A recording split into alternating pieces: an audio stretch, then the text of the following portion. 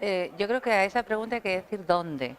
Es decir, aquí el asunto es dónde, porque habitualmente tendemos a hacer generalizaciones, entonces muchas veces las generalizaciones nos dan una imagen muy global de problemas de las democracias contemporáneas, pero que no sirven para todos los contextos. Yo creo que eso se ha quedado un poco de manifiesto cuando vemos los datos europeos, pues efectivamente creo que las democracias más desarrolladas encajan mejor en esa ponencia que nos ha contado el profesor Merkel, mientras que las democracias del sur de Europa creo que tienen unos rasgos bastante diferenciados, que tienen que ver con el grado de desarrollo socioeconómico, que tienen que ver con el grado de maduración de las instituciones y de la propia democracia, que tienen que ver, fijaros, en el fondo, en la Europa más continental están surgiendo partidos de extrema derecha populista, mientras que en teoría en la Europa del Sur lo que están surgiendo más bien son movimientos sociales y organizaciones político-partidarias más hacia la izquierda.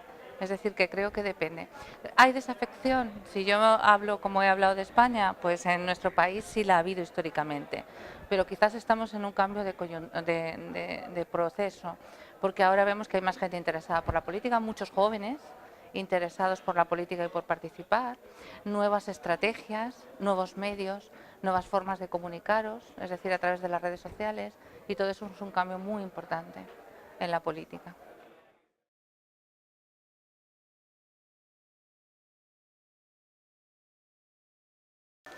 Bueno, yo creo que esa pregunta es muy difícil de contestar. Es decir, yo creo que la entrada de nuevos actores implicará un cambio en el funcionamiento de las instituciones. Es muy importante que haya nuevos temas en la agenda pública. Es decir, fijaros que siempre hemos discutido, por lo menos al margen de las instituciones, la reforma del sistema electoral y nunca hemos hecho nada para cambiarla.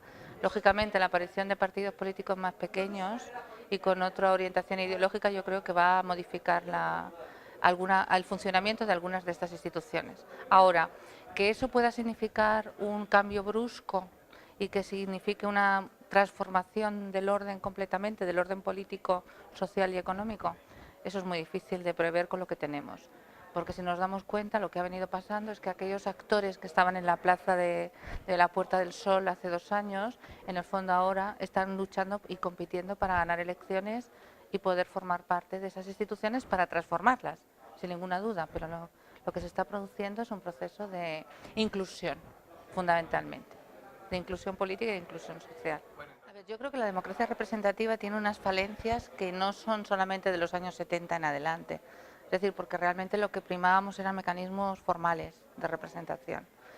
Eso se ha ido, diríamos, engrosando con otro tipo de instrumentos, mecanismos de participación ciudadana, ¿no? Mecanismos de control, por ejemplo, también ciudadano. Bueno, entonces todo eso efectivamente creo que perfecciona la democracia. Ahora, lo que sí que puede ser es que unas transformaciones, si vienen de la mano de estos actores, impliquen también una transformación del modelo democrático y esa democracia representativa liberal termine siendo otra cosa.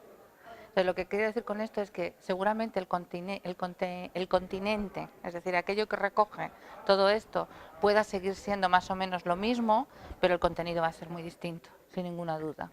Es decir, yo creo, lo que pasa es que hasta cierto punto, y ahí hay un temor siempre de los académicos, es, por una parte, yo lo he dicho al principio, nosotros no queremos ser predictivos, porque no es una función de nuestra ciencia política.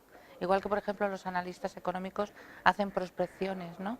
Nosotros no pretendemos eso, pero claro, cuanto mejor expliquemos lo que está pasando, seguramente más elementos tenemos para poder prever lo que puede venir en un futuro. Pero va a ser complicado.